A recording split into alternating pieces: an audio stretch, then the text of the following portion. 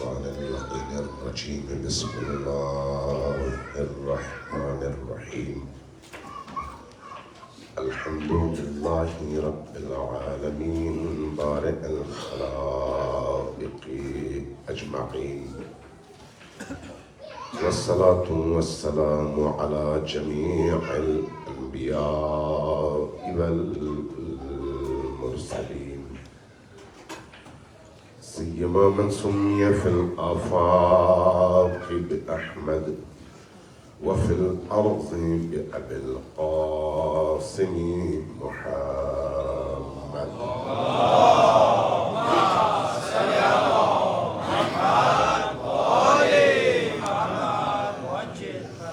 والصلاة والسلام على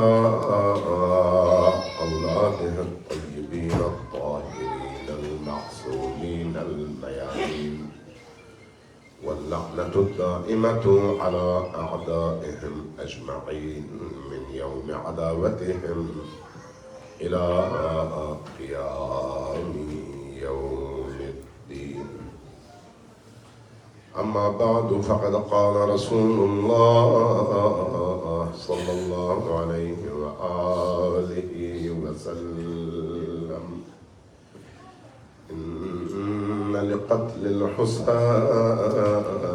الحسين حرارة في قلوب المؤمنين لا تبرد أبدا صلوات محمد وعليه اللهم صل على محمد وآل محمد پھر ذرا اونچی آواز سے صلوات بھیجیے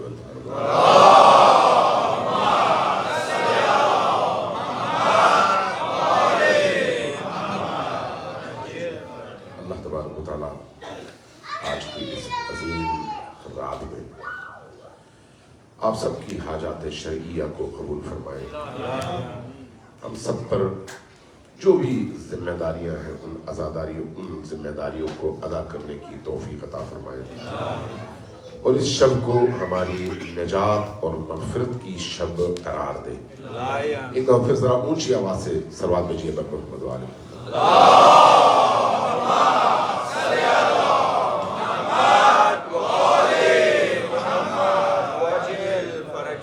عزیزان گرامی میرا موضوع تو وہی ہے کہ یہ جو عزاداری ہے سید الشہداء اور اہل البیت کی صورت میں اللہ نے جو ہمیں ایک عظیم نعمت سے نوازا ہے اس کے معاشرتی اور انفرادی اثرات کیا ہیں کیا ہونے چاہیے اسی پر آج بھی انشاءاللہ تعالیٰ کچھ میں آپ کی خدمت میں عرض کروں گا دیکھیے یہ عزاداری ہے سید الشہداء اور حسین ابن علی علیہ السلام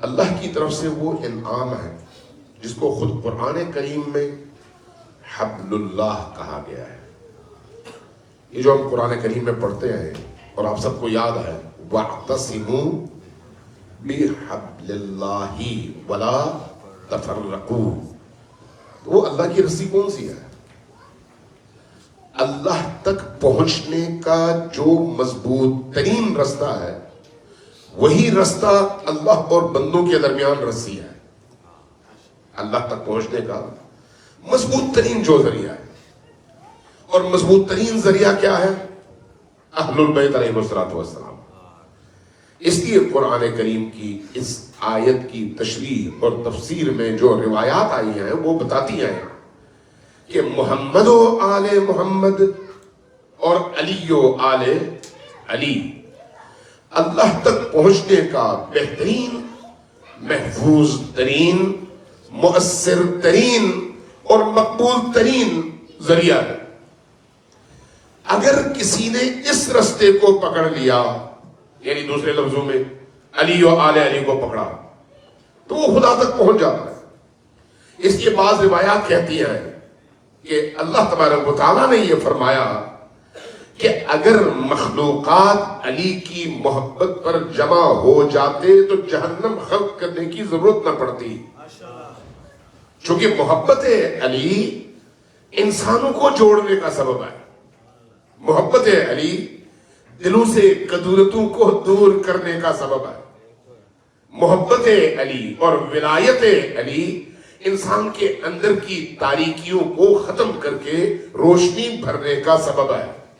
جب ایسا ہے تو یہی حبل اللہ بھی ہے, یہی اللہ تک پہنچانے کا ذریعہ بھی ہے. کل رات میں دوستوں نے یہاں پر کچھ نہ کچھ چندہ بھی جمع کیا, اور پھر میں نے 2-4 جملے اتحاد کے حوالے سے عرض کیا. تو رات کو مجھے فون بھی آیا, اور دن میں بھی کئی لوگوں نے مجھے یہ حکم دیا کہ آج بھی اس موضوع کو ذرا زیادہ کھولیں. یہ جو اتحاد, اتفاق اور آپس میں محبت اور بھائی چارے کی فضا اور ایک دوسرے کی مدد, اور یہ جو اس طرح کے جذبات ہیں, ان کو مزید کھولنے کی ضرورت ہے تاکہ ہمارا معاشرہ سمجھ سکے کہ اہل البیت کی تعلیمات کیا ہے.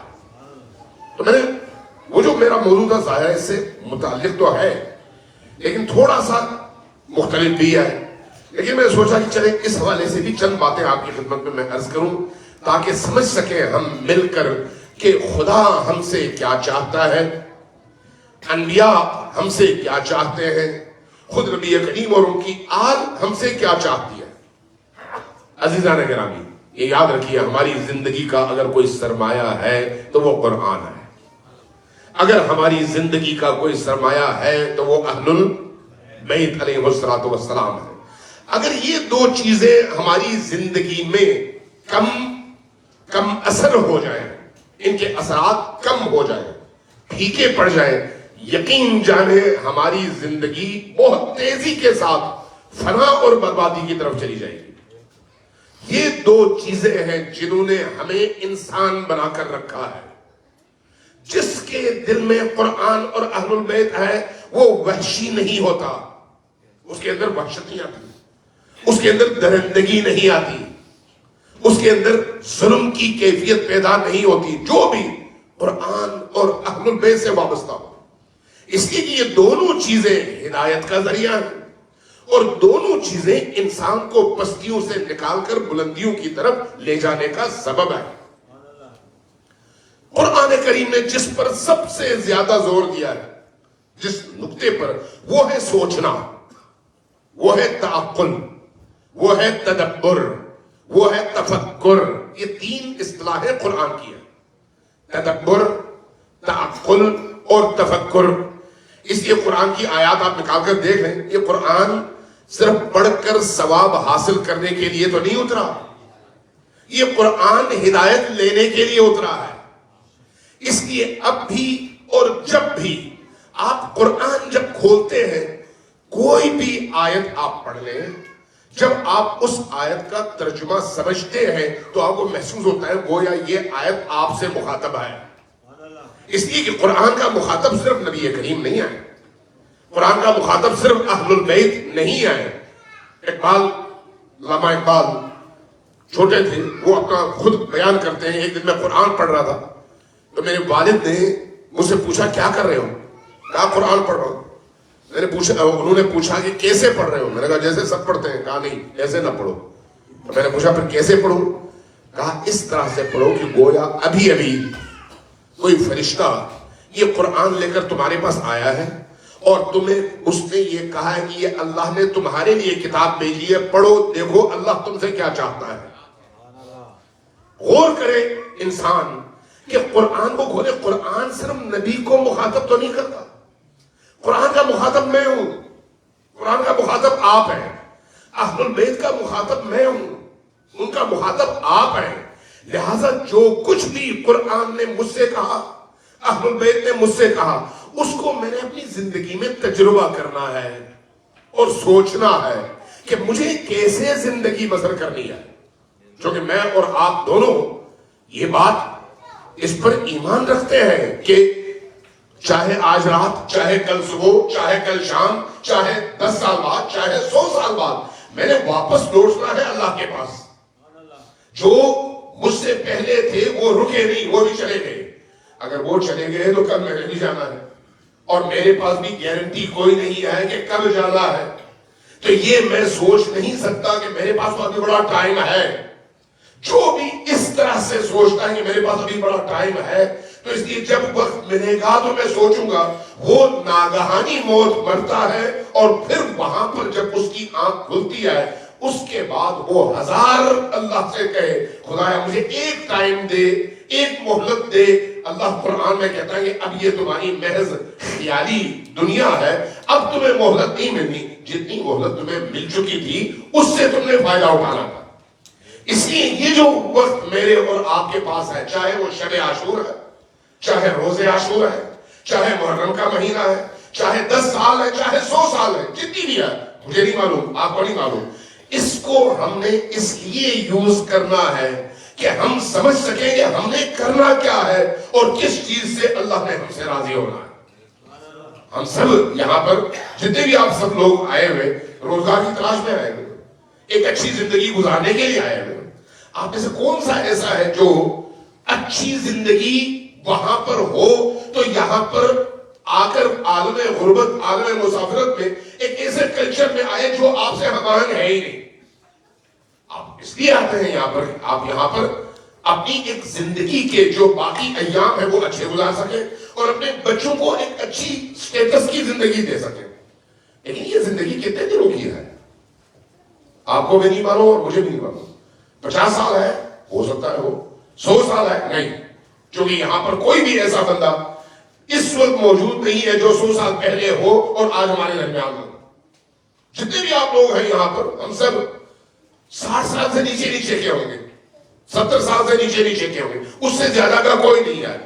اس کا مطلب ہے ہم یہاں پر اگر بہت زیادہ اس کے بعد بھی جی رہے تو کتنا جی لیں گے؟ 50 سال۔ 50 سال بعد جب ہم پیچھے مڑ کر دیکھیں گے تو محسوس کریں گے جیسے ابھی کل کی بات تھی کہ ہم آئے تھے۔ یہ زندگی اتنی تیزی کے ساتھ گزرتی ہے، جب اتنی تیزی سے گزرتی ہے، اس زندگی کے لیے صبح آپ 5 بجے اٹھتے ہیں، ایسا ہے یا نہیں؟ صبح آپ اذان فجر سے پہلے اٹھتے ہیں، شام تک ایڑیاں رگڑتے ہیں، محنت کرتے ہیں، عبادت ہے یہ، اس میں کوئی شک نہیں ہے، اس کو کم نہ سمجھیں، یہ عبادت ہے، بشرطے کہ آپ اس کو عبادت سمجھ کر انجام دیں، اس لیے کہ حلال کی روزی کے لیے محنت کرنا بہترین عبادات میں سے ہے۔ اس اعتبار سے آپ عبادت کرتے ہیں، اس میں کوئی شک نہیں، لیکن سوال یہ ہے کہ یہ جو عبادت ہم کرتے ہیں اس میں اس نیت سے قطع نظر کتنی دیر ہم محنت کرتے ہیں اور کتنا کماتے ہیں۔ صبح سے شام تک بہت زیادہ ہم نے محنت کی تو کتنا کما لیں گے؟ $500۔ $500 سے تو زیادہ کوئی نہیں کما رہا ہوگا جو بھی ہماری طرح کا ایک عام بندہ ہوگا، ایک دن میں $500 سے تو زیادہ نہیں کماتا۔ لیکن یہی $500 جب وہ کسی حادثے کا شکار ہوتا ہے تو اس وقت اس کے کئی گنا ضرب کے ساتھ اس کی ضرورتوں کو پورا کرنے کے لیے ناکافی ہوتے ہیں۔ لیکن اگر وہی انسان اتنی محنت اللہ کی راہ میں کرے، اللہ کی نیت سے کرے، اخلاص کے ساتھ کرے، تو اس کی اسی مادی زندگی کے اندر اللہ ایسی برکت ڈالتا ہے جس کا وہ سوچ بھی نہیں سکتا۔ یہ جو برکت ہے نا انسان کی زندگی میں، یہ سب سے بڑی نعمت ہے اللہ کی۔ ہو سکتا ہے ایک شخص ارب پتی ہو، اس کی زندگی میں برکت نہ ہو سکتا ہے ایک شخص غریب ہو، اس کو 2 وقت کی روٹی مشکل سے ملتی ہو، لیکن اس کی زندگی میں برکت ہو۔ جہاں برکت ہوتی ہے وہاں پر وہ آباد ہوتا ہے گھر، جہاں برکت نہیں ہوتی وہ گھر آباد نہیں ہوتا، نہ سکون، نہ اطمینان، نہ لذت۔ میں اس کی ایک مثال دوں، ایک دفعہ سلوات بھیجیے میں محمد والے۔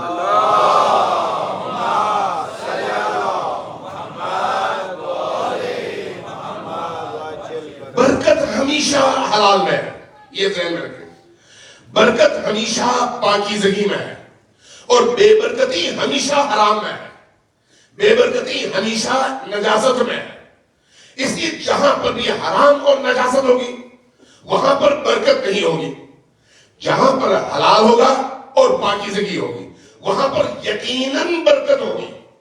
میں ایک دفعہ کسی اور ملک میں گیا، ایئرپورٹ سے اترا، جیسے ہی میں نے ٹیکسی لی جہاں مجھے جانا تھا تو ڈرائیور نے کہا اتنے پیسے، میں نے کہا لے لو۔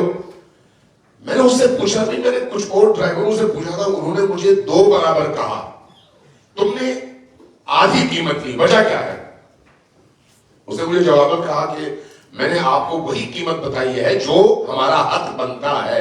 جنہوں نے آپ سے 2 برابر کہا انہوں نے آپ کو دھوکہ دینے کی کوشش کی ہے. تو میں نے کہا تم نے کیوں کوشش نہیں کی؟ میں تو باہر سے آیا ہوں, مجھے نہیں پتا. کہا کہ میں نے ایک تلخ زندگی چکھی ہے اور اس کے بعد میں اس نتیجے پر پہنچا ہوں کہ جو محنت کرو اس میں حلال کماؤ, حرام شامل نہ کرو. میں نے کہا وہ کیسے؟ کہا کہ میں ایک دن ایک مسافر کو جو باہر کے ملک سے آیا تھا اور ایئرپورٹ سے میں نے اس کو اٹھایا تو میں نے اس سے دگنی قیمت دی جہاں پر جانا تھا. پیسے لے کے رات کو میں گھر گیا تو میں نے دیکھا میری بچی جس کو میں بہت پیار کرتا تھا وہ بیمار ہو گئی ہے اور وہ بڑی شدید بیمار تھی. اس کی بیماری کی وجہ سے اسی رات میں اس کو اٹھا کر لے گیا ہسپتال. 3 دن وہ ہسپتال میں ایڈمٹ رہی. 3 دن میں مزدوری نہیں کر سکا اور اس کے ساتھ پھر 3 دن میں جو ہمارا خرچہ ہوا, جو ہمیں ٹینشن ہوئی, جو ہمیں تکلیف ہوئی, جس تکلیف سے وہ بچی گزری وہ الگ, اور اس کے علاوہ جو ہمارے اخراجات تھے وہ الگ. جب میں تیسرے دن گھر آیا تو میں نے سوچا کہ وہ کون سی وجہ تھی جس پر آج میں اس مشکل میں مبتلا ہوا ہوں. تو میں اس نتیجے پر پہنچا کہ اگر میں اس مسافر سے دگنی قیمت کی بجائے وہی لیتا جو اس کا حق تھا تو میں اس مصیبت میں نہ پڑتا. اس ادراک کی وجہ سے میں نے اس کے بعد یہی ٹھانی کہ کبھی بھی میں غلط کام نہیں کروں گا, غلط رستے پر نہیں چلوں گا, لوگوں کا حق نہیں مانوں گا. اور آج میں بڑا مطمئن ہوں, میں پیسے وہی لیتا ہوں جو عام طور پر میرا حق بنتا ہے اور میری زندگی میں کوئی پریشانی نہیں ہے اور بڑے سکون سے میں اپنی زندگی گزاروں. یہ سکون کیوں ہے؟ یہ برکت ہے, یہ برکت ہے. نبی کریم کی بارگاہ میں ایک صحابی آئے اور کہا کہ یا رسول اللہ میری بیگم کی خواہش ہے کہ آپ ہمارے گھر کھانا کھائیں. اچھا ٹھیک ہے, نماز کے بعد میں آؤں گا. نماز کے بعد آپ نے اعلان کیا نبی کریم نے اپنے اصحاب کے درمیان, میرے صحابیوں اٹھو فلان صحابی کے گھر کھانے کی دعوت ہے وہاں پر چلتے ہیں. جب سب اٹھے تو یہ شخص جس نے دعوت دی تھی پریشان ہو گیا, بھاگ بھاگ کر گھر گیا. اپنی بیوی سے کہا کہ زوجہ اب تو بےعزتی ہو جائے گی. کہا کیوں؟ کہا ہم نے تو صرف نبی کریم کو بلایا تھا, وہ اپنے ساتھ تمام صحابہ کو لے کے آ رہے ہیں.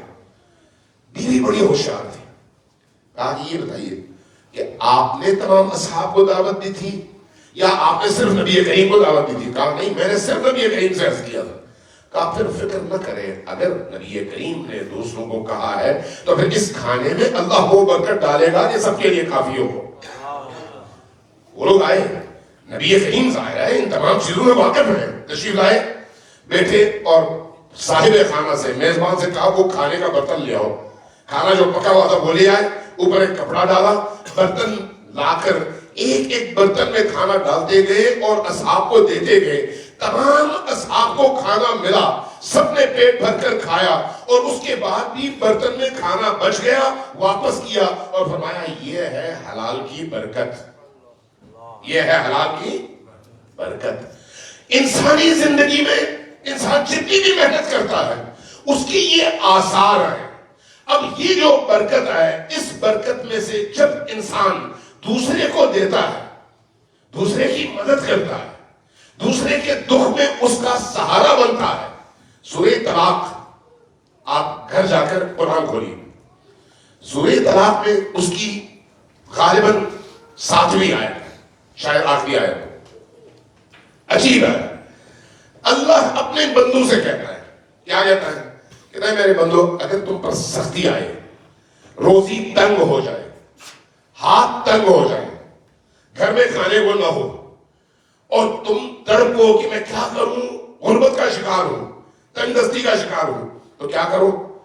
یوں کرو کہ جو تمہارے پاس ہے اس میں سے اللہ کی راہ میں دینا سیکھو. اب بندہ پوچھے یا اللہ تو اس بندے سے مخاطب ہے جو کہتا ہے کہ میرے پاس تو کچھ بھی نہیں ہے.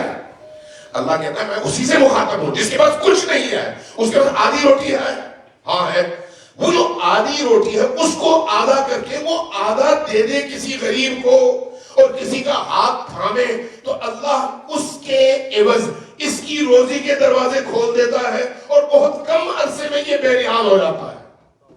یہ قرآن کی آیت ہے. سورہ طلاق کی ان آیات کو جا کر پڑھیے گا.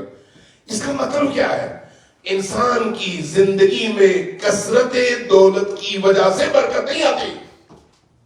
بعض اوقات انسان بہت غریب ہوتا ہے لیکن حلال کی روزی کماتا ہے, کبھی وہ محتاج نہیں ہوتا, اس کے بچے ہمیشہ آباد رہتے ہیں, اس کی زندگی بڑی مطمئن اور پرسکون گزرتی ہے. لیکن بعض اوقات انسان کے پاس دنیا کی تمام دولتیں ہوتی ہیں, تمام دولت ہوتی ہے, لیکن جب اس کے زندگی کے اندر جھانک کر دیکھو تو لگتا ہے اس کا ایک ایک پل اذیت میں گزرا, ایک ایک پل. انسان جو کچھ جمع کرتا ہے وہ کسی لیے کرتا ہے, اپنی آل و اولاد کے لیے. حلال ہے تو آل و اولاد بھی حلال کی روزی کھا کر حلال کے اخلاق کا مظاہرہ کرتی ہے. لیکن اگر اس میں حرام شامل ہو جائے تو پھر وہی اولاد اسی دولت سے استفادہ کرتے ہوئے لذتیں تو اٹھاتی ہے, لیکن اس کا عقاب اس دنیا میں بھی والدین برداشت کرتے ہیں اور اس دنیا میں بھی والدین برداشت کرتے ہیں. چند شاید پچھلے سال کی بات ہے, کلپ آیا ایک ایسی شخصیت کا جو پاکستان کی سیاست میں جس نے بہت بڑا کردار ادا کیا تھا حکومتوں کو گرانے اور بنانے میں. ایک ادارے کا سربراہ تھا, بوڑھا ہو گیا تھا, نام نہیں لیتا میں, میری ملاقاتیں تھیں ایک دو. اپنے زمانے کا فرعون, پارٹیوں کو بدلنا, حکومتوں کو بدلنا اور اشارے پر ہر طرح کے مظالم. جب وہ ریٹائرڈ ہوا تو اب جب وہ مرنے لگا تھا, ابھی جب اس کی آخری وقت کا اعلان ہوا تو پتا چلا کہ صرف اسلام آباد کے اندر اس کے دو کنال کے یعنی دو ہزار گز کے 8 بڑے گھر ہیں اور باقی علاقوں میں شاید 30 سے زیادہ بڑی بڑی پراپرٹیز ہیں. لیکن ہوا کیا, کلپ باہر آئی اس کے اور اس کے بچوں کے درمیان جھگڑے کی, اور اس میں بچے پولیس کو بلوا کے کہتے تھے اس بڈھے کو ہمارے گھر سے لے جاؤ یا جیل میں ڈالو یا کسی گھوڑوں کے اس ادارے میں ڈال دو جہاں پر وہ بھیک لے کر لوگوں کو پالتے ہیں, اس کی ہمیں کوئی ضرورت نہیں ہے. یہ کون سا باپ تھا جس نے اپنے اقتدار کا عروج دیکھا, جس نے ہر طرف سے دولت کمائی اپنے انہی بچوں کے لیے, اور انہی بچوں نے اس کے ساتھ یہ سلوک کیا. اور ایسی مثالیں کم نہیں ہیں جس میں والدین کی موت پر بچوں نے والدین کے جنازے میں آنا بھی پسند نہیں کیا, بلکہ کسی اس طرح کے بے قصور اور غریبوں کے ادارے سے کہہ دیا پیسے ہم بھیج دیں گے, آپ دفنا دیں اور ہماری طرف سے فاتحہ بھی کروا دیں. دنیا اس کا نام ہے. جب انسان خدا کے ساتھ جڑا ہوا نہ ہو تو پھر خدا زندگی سے نکل جاتا ہے. جب خدا زندگی سے نکل جائے تو اس دنیا میں بھی ذلت اور اس دنیا میں بھی ذلت کا سامنا کرنا پڑتا ہے. صلوات بھیجیے محمد علیہ وسلم.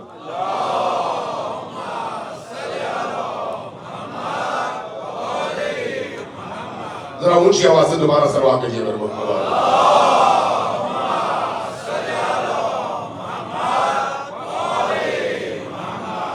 بور تو نہیں ہو رہے؟ اگر بور ہو رہے ہیں تو پھر ذرا اونچی آواز سے صلوات بھیجیے محمد علیہ وسلم.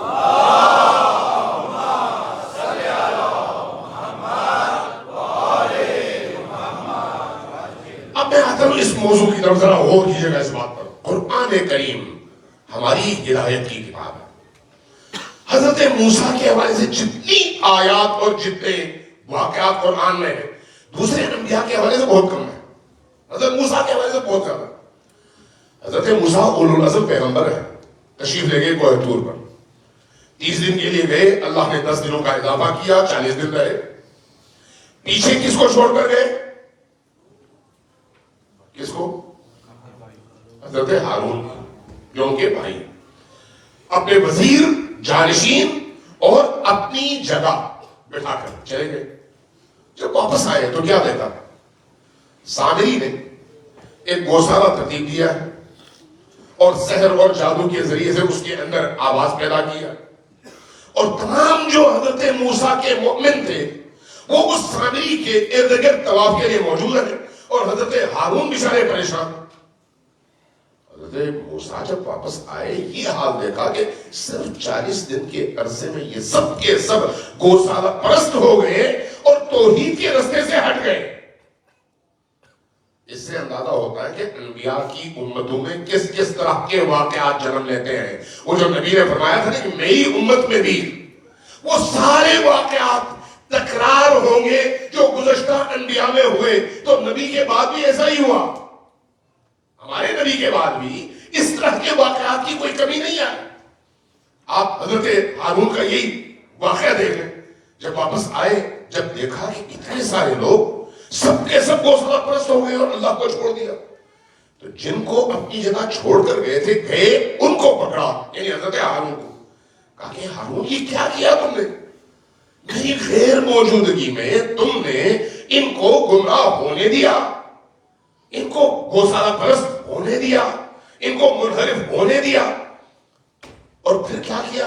ان کے سر سے پکڑا, داڑھی سے پکڑا, گریبان میں ہاتھ ڈالا. یہ نبی مرسل وہ اتنے دیش میں آئے کہ انہوں نے جا کر اپنے بھائی کی داڑھی پکڑ لی کہ تم نے کیوں یہ ظلم ہونے دیا. حضرت ہارون کا جو جواب ہے وہ کیا ہے کہ اپنا اے میری ماں کے بیٹے, میری ماں جائے, اے میرے بھائی, آپ کو نہیں پتا دو چیزیں ہوئی. ایک یہ کہ ان لوگوں نے مجھے پریشرائز کر کے اکیلا کر دیا اور کمزور کر دیا. ایک یہ وہی جو علی کے ساتھ ہوا, ان لوگوں نے مجھے اکیلا کر دیا اور کمزور کر دیا. دوسرا, اب مجھے خوف تھا کہ اس کے باوجود میں اٹھوں تو قوم دو حصوں میں تقسیم ہو جائے گی اور تفرقہ پیدا ہوگا, اور جب آپ آئیں گے تو آپ مجھے ڈانٹیں گے کہ تم قوم کے تفرقے کا باعث کیوں بنے. آپ ذرا غور کریں, یہ قرآن کی آیات ہے جن کا میں آپ کو بتا رہا ہوں. جا کے پڑھیے, سورہ نحل کو پڑھیے, دیگر سورتوں کو پڑھیے.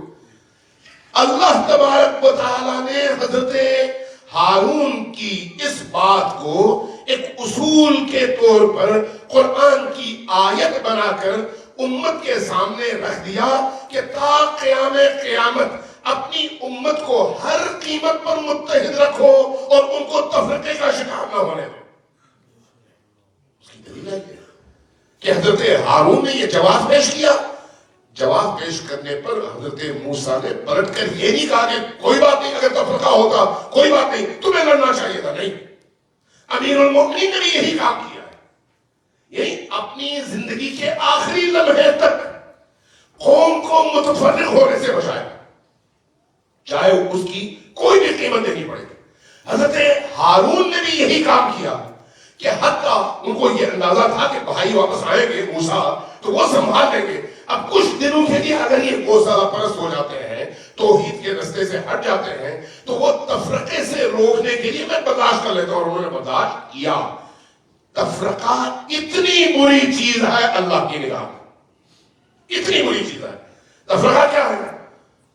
لوگوں کو ایک دوسرے سے کاٹنا, لوگوں کو ایک دوسرے سے جدا کرنا, لوگوں کے دلوں میں ایک دوسرے کے لیے نفرت پیدا کرنا, لوگوں کے بارے میں بدگمانیاں پیدا کرنا, لوگوں کے بارے میں سوء ظن پیدا کرنا. سوء ظن سے دوری ہوتی ہے, بدگمانیوں سے دوری ہوتی ہے, ایک دوسرے کے پیچھے بری بات کرنے سے دوری پیدا ہوتی ہے, ایک دوسرے کے پیٹھ پیچھے بات کرنے سے دوریاں پیدا ہوتی ہیں, اور یہی دوریاں قوم کے اس اجتماع کو توڑنے کا سبب بنتی ہے. جب قوم ٹوٹ جائے تو ان کی وحدت ظاہر ہو جاتی ہے. جب وحدت ٹوٹ جائے تو پھر ایسی قوم کو شیطانی قوتیں بڑی آسانی سے فتح کر لیتی ہیں. اس لیے اگر ابلیسی قوتوں کے مقابلے میں ہم نے مقابلے کے لیے کھڑے ہونا ہے تو اس کا سب سے بہترین رستہ وحدت ہے, آپس میں ایک دوسرے کے ساتھ مل کر, ایک دوسرے کے ساتھ دست و بازو بن کر. اب اگر ایسا ہے تو پھر امام بارگاہ کا کیا رول ہے, مجالس کا کیا رول ہے, مجالس میں آنے والے لوگوں کا کیا رول ہے, امام بارگاہوں کی جو انتظامیہ ہوتی ہے ان کا کیا رول ہے, چندہ دینے والوں کا کیا رول ہے. ان سب کی نگاہ ہے حسین ابن علی پر, سب کی. سب یہ سمجھتے ہیں کہ ہم حسین کے خادم ہیں. حسین اپنے خادموں کے درمیان جھگڑا برداشت نہیں کرتے, اپنے خادموں کے درمیان تنفر اور دوریاں برداشت نہیں کرتے. اس لیے جو حسین کا ہے وہ اپنی خواہشات کا نہیں ہے. توجہ دے, میں نے کیا کہا؟ جو حسین کا ہوتا ہے وہ اپنی خواہشات کا اسیر نہیں ہوتا. جو حسین کا نہ ہو وہ اپنی خواہشات کا اسیر ہوتا ہے. جو اپنی خواہشات کا اسیر ہو وہ دعویٰ نہیں کر سکتا کہ میں حسین کے لیے کر رہا ہوں. حسین جوڑتے ہیں، توڑتے نہیں ہیں. حسین دلوں سے کینے کو ختم کرتے ہیں. اس لیے آپ سے اور ہم سے کہا گیا درود پڑھو اور اونچی آواز میں پڑھو. کیوں کہا گیا؟ اس لیے کہ درود جب تم اونچی آواز سے پڑھتے ہو محمد و آل محمد پر، تو ان کا عشق، ان کی محبت اور ان کی مودت تمہارے دلوں کو جوڑ کر اندر موجود کدورتوں کو ختم کر دیتی ہے، نفرتوں کو ختم کر دیتی ہے، اور تمہیں ایک دوسرے کے ساتھ محبت سے جڑنے کا موقع فراہم کرتی ہے.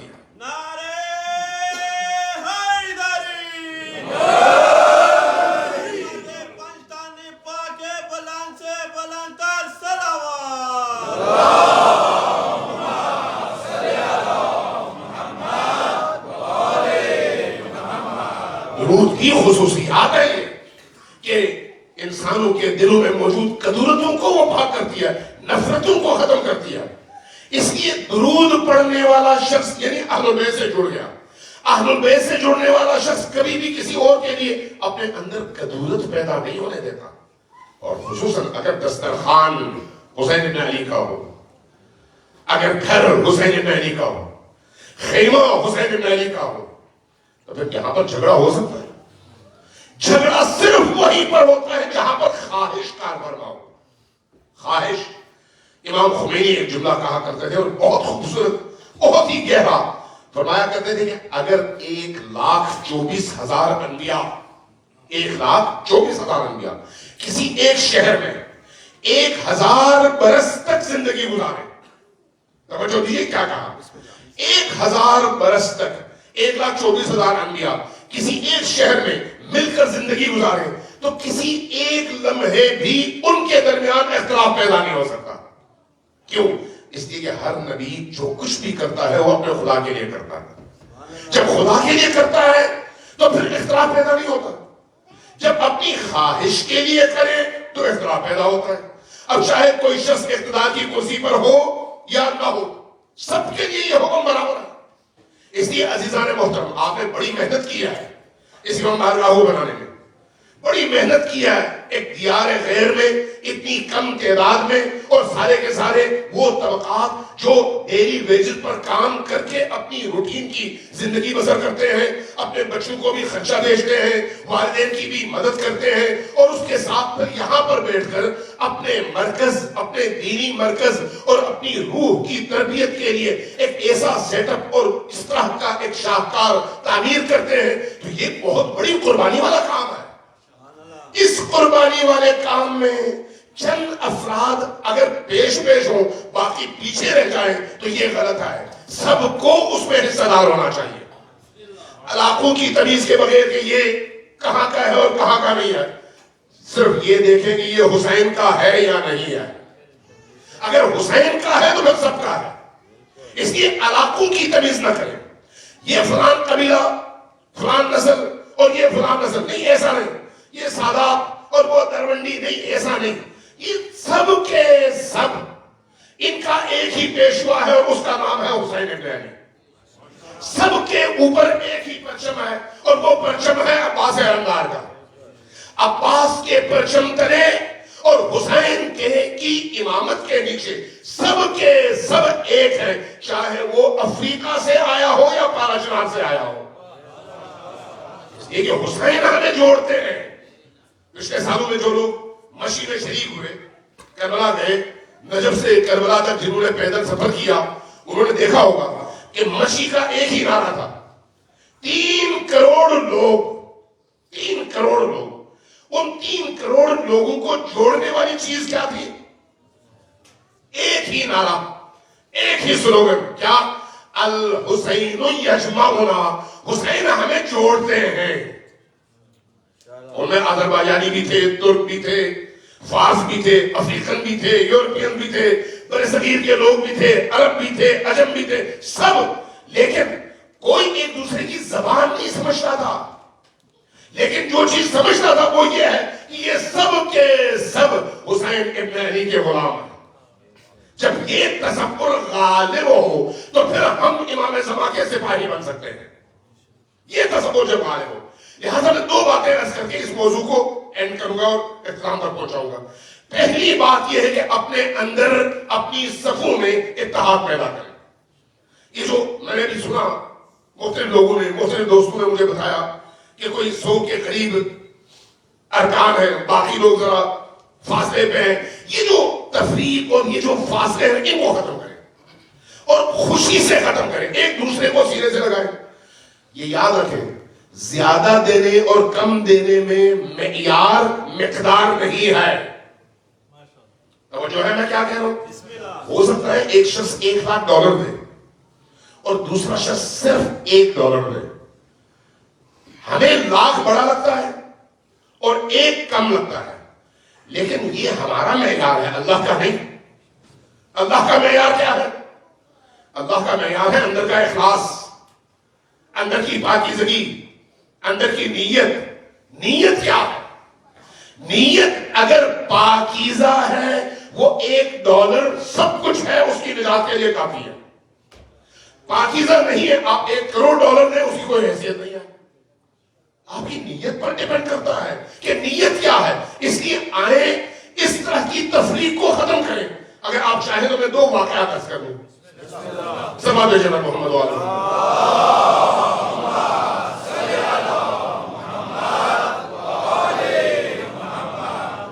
آج لگتا ہے کسی اور موضوع پہ گفتگو, یعنی وہ جو موضوع چل رہا ہے اس پر گفتگو کرنے کا موقع نہیں ملے گا. اسی پر شاید ہمارا سارا ٹائم لگ جائے.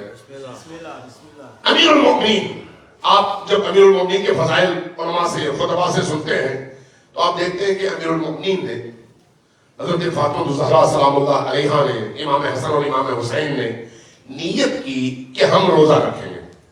منت مانی, منت پوری ہو گئی اور آپ نے ان چاروں ہستیوں نے, گھر والوں نے روزہ رکھا. پہلے دن افطار کے موقع پہ سب بیٹھے ہیں افطار پہ. افطار کے دسترخوان پہ کیا رکھا ہوا ہے؟ جو کی 4 روٹیاں, ٹوٹل یہی ہے, اور اس کے ساتھ شاید دہی ہو یا کوئی سالن ہو یا کوئی نمک ہو, جو امیر المومنین کے گھر کا پورا اثاثہ تھا. جیسے ہی دسترخوان پہ یہ لوگ بیٹھے, دروازے پر دستک, پتا چلا یتیم آیا ہے. ساری روٹیاں اس کو دے دی. دوبارہ نیت کر لی اگلے دن روزے کے لیے, بھوکے رہے, صرف پانی سے افطار کر لیا, نمک سے افطار کر لیا. دوبارہ روزہ رکھا. دوبارہ پتا چلا اسیر آیا اگلے دن, اس کو وہ ساری روٹیاں دے دی. پھر نیت کر لی اگلے دن کا روزہ رکھ لیا. اگلے دن دوبارہ افطار کے ٹائم پہ 4 روٹیاں رکھی ہوئی ہیں, جو کی روٹیاں. دوبارہ دروازے پہ دستک ہوئی, دیکھا کون؟ مسکین آیا, یتیم آیا ہو, چلے اس کو دے دیں, اس کو دے دیا. 3 راتیں جو کی روٹی, فقیر, مسکین, یتیم, اسیر, ان کو دے دی. اللہ تبارک و تعالیٰ نے 18 آیتیں اتاری. 18 آیتیں کس کی شان میں؟ ان 4 افراد کی شان میں. یہ کیسا گھرانہ ہے؟ یطعمون الطعام علی حبہ یتیما و اسیرا. یہ لوگ اطعام کرتے ہیں, کھلاتے ہیں کس کو؟ یتیم کو, مسکین کو, اسیر کو. کس لیے کھلاتے ہیں؟ علی حبہ, اللہ کی محبت میں. اور اس کے بعد خود کہتے ہیں انما, ہم وہ ہیں, نطعمکم, تمہیں کھلا رہے ہیں, تمہیں دے رہے ہیں. کیوں دے رہے ہیں؟ لوجہ اللہ, صرف اللہ کے لیے, صرف اللہ کے لیے. انما نطعمکم لوجہ اللہ لا نريد منکم جزاء ولا شکورا. نہ ہمیں تمہارے شکریہ کی ضرورت ہے, نہ ہمیں تم سے کسی جزا کی توقع ہے. نہیں, نہ تم سے جزا چاہیے, نہ تم سے شکریہ. انسان جب خدا کی راہ میں دیتا ہے, اس لیے کہا گیا چھپ کر دو. کیوں؟ تاکہ تمہارے اندر یہ احساس ہی پیدا نہ ہو کہ لوگ مجھے کہیں گے یار اس نے تو بڑا پیسہ دیا, تاکہ سودا اللہ سے ہو سکے. جب اللہ سے سودا کیا تو پھر لوگوں کی تعریف کا کوئی مطلب نہیں بنتا. لوگ چاہے تعریف کریں چاہے تنقید, میرا سودا اللہ سے ہے. جب اللہ سے ہے تو قبول کرنے والی وہ ذات ہے. لیکن یہ کب ہوگا؟ جب میرا سودا لوگوں سے نہ ہو, صرف اللہ سے ہو, اخلاص کے ساتھ. اس لیے فرمایا کہ انما نطعمکم لوجہ اللہ لا نرید منکم جزاء ولا شکورا، نہ ہمیں تمہارے شکریہ کی توقع ہے اور انتظار ہے، نہ ہی تمہاری طرف سے کسی اجر کا، نہیں، ہم نے تو اللہ کو دیا ہے، تم کون ہو؟ اب یہ دیکھیے انہوں نے دیا کیا تھا، دیا کیا تھا۔ اب یہ جو آج کل یہاں پر اسی سڈنی میں جب روٹی لیتے ہیں، یہ جو افغانیوں کی بڑی روٹی ہوتی ہے گندم والی، میدے والی، ایک روٹی کتنے میں ملتی ہے؟ $2۔ وہ جو پاکستان میں ملتی ہے وہ چھوٹی سی روٹی ہوتی ہے، یہ والی روٹی تو اس زمانے میں نہیں تھی، یہ تو ایک روٹی 3 بندے کھاتے ہیں، وہ اس زمانے میں ایک روٹی، اور وہ بھی جو ہی قیمت اگر دیکھیں تو وہ $1 نہیں ہے، $0.50 بھی نہیں بنتا۔ شاید اگر اس زمانے کی قیمت اور گندم کی قیمت نکال کر دیکھیں تو وہ شاید 10 سینٹ بھی مشکل سے بنے، 10 سینٹ، 10 سینٹ کی کیا قیمت ہے؟ حقیر ترین مقدار۔ لیکن اس 10 سینٹ کی قیمت کب بنتی ہے؟ جب یہ اللہ کو ملے، اللہ کو ملے اور اللہ کو انسان دے۔ لیکن اگر اسی کے مقابلے میں آپ نے جو ذرا بڑی عمر کے ہیں، انہوں نے پرانے زمانے کے نصابی کتابوں میں پڑھا ہوگا کہ وہ لکھتے تھے، اگرچہ جھوٹی روایات ہیں بعض لوگوں کو بڑا کرنے کے لیے، لیکن نصابی کتابوں میں بچوں کو پڑھاتے تھے کہ فلان صحابی نے آ کر نبی کریم سے کہا کہ یا رسول اللہ میں یہ سارا لے کر آپ کی بارگاہ میں حاضر ہوں، یہ آپ کو دے رہا ہوں۔ آپ نے پوچھا کہ تم اپنے گھر کیا چھوڑ کر آئے ہو؟ کہا آدھی دولت آپ کو دے رہا ہوں۔ اچھا، دوسرے صاحب آئے، انہوں نے کہا یا رسول اللہ میں ساری دولت لے کے آپ کے پاس آیا ہوں۔ کہا تو گھر میں کیا چھوڑا؟ کہا گھر میں کچھ بھی نہیں، اللہ اور اس کا رسول۔ جب ایک بندہ اپنی زندگی کی ساری دولت لے کر آ رہا ہے، رسول کو دے رہا ہے، تو کوئی ایک آدھی آیت تو اترنی چاہیے نا، لیکن کوئی آیت نہیں اترتی۔ کیوں؟ اس لیے وہ ساری دولت اگر فرض کرے دی بھی ہے تو اس کی کوئی قیمت اور ویلیو اس لیے نہیں ہے کہ وہ اللہ کو نہیں دی، اپنی نمود و نمائش کے لیے دیا ہے۔ لیکن جب اللہ کو دیا جائے تو پھر اس ایک روٹی، جو کی روٹی کی قیمت، میٹھے آٹے کی نہیں، جو کی روٹی کی قیمت اتنی زیادہ ہو جاتی ہے کہ 18 آیتیں سورہ انسان میں اللہ اتارتا ہے اور اس گھرانے کی فضیلتیں بیان کرتا ہے کہ یہ کتنا اونچا گھرانہ ہے۔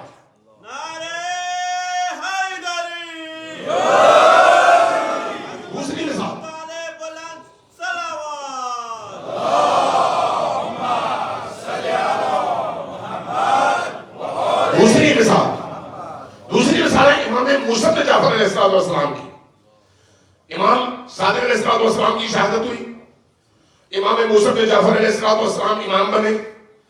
لوگوں کے اندر کچھ لوگوں نے مشہور کر دیا کہ امام موسیٰ بن جعفر امام نہیں ہے بلکہ اسماعیل ہے، اور اس کے نتیجے میں لوگ پھر آہستہ آہستہ ذہنی طور پر کنفیوز ہونا شروع ہو گئے۔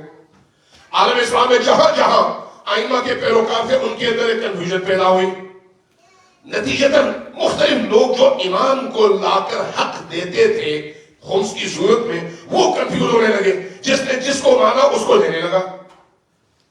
نیشابور سے ایک پورا طبقہ، نیشابور قدیم زمانے سے ائمہ کا بڑا ہی وفادار رہا ہے، وہاں سے لوگوں نے پیسے جمع کیے امام کو دینے کے لیے، لیکن ایک شک تھا کہ یہ واقعی یہی امام ہے یا نہیں ہے۔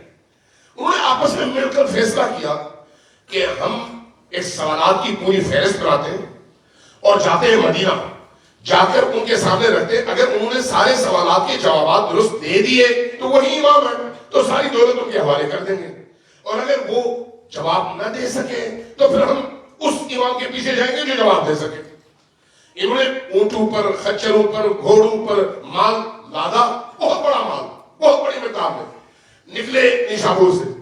جیسے ہی نکلے پیچھے سے خاتون کی آواز آئی، قافلے والوں رک جاؤ، میری ایک امانت لے کر جاؤ۔ قافلہ رک گیا، وہ خاتون قریب آئی، بوڑھی خاتون تھی، پوچھا ہاں بی بی کیا ہے؟ کہا کہ یہ ایک رومال ہے 1 گز کا کپڑا اور اس کے اندر 4 انڈے ہیں، 5 درہم ہیں، 4 انڈے 5 درہم۔ کہا کہ یہ میری طرف سے میرے امام کی بارگاہ میں پیش کر دینا۔ یہ نہیں کہا کہ پہلے آزماؤ کہ وہ امام ہے یا نہیں، کہا یہ لے جا کے میرے امام کی بارگاہ میں پیش کر دینا، میری طرف سے یہی ہے، چونکہ میری زندگی کا کل سرمایہ یہ ہے. لہٰذا یہ کہا اور یہ لوگ نکل آئے, مدینہ پہنچے. جب خانے امام میں پہنچے, امام کے گھر, امام علیہ السلام کی بارگاہ میں تشریف فرما ہوئے, سب بیٹھ گئے, سامان اور سارا جو قافلہ ہے وہ باہر آئے. جب بیٹھ گئے تو امام نے خود سے مخاطب ہو کر فرمایا کہ نشابور والوں, تم اپنا سوال خود کرو گے یا میں تمہارا سوال بھی بتاؤں اور اس کا جواب بھی بتاؤں؟